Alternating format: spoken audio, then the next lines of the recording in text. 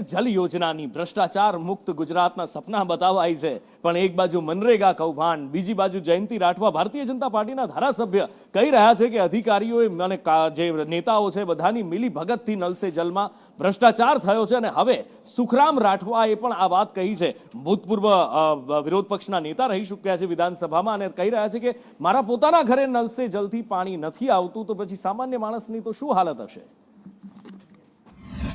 તમારા ઘરે તમારા ઘર આગળ ચકલીઓમાં પાણી આવશે એમ કરીને ઠેર ઠેર ઇજાદાર મારફતે ખાડા ખોદાઈને ખાલી પાઇપો નાખીને સ્ટેન્ડ પોસ્ટ મૂક્યા હતા. અમે વખતો વખત સરકારને કહેતા આવ્યા છે કે આ યોજના ફેલ ગયેલી છે, તેમ છતાં આ બેરી અને મૂંગી સરકારે અમારી વાતને ધ્યાનમાં લીધી નહીં.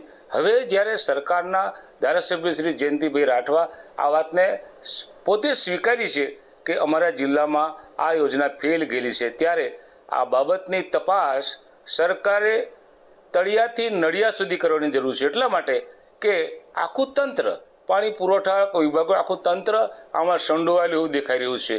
એમાં જે મટીરિયલ વાપરવામાં આવે છે એ હલકી કક્ષાનું વપરાય છે.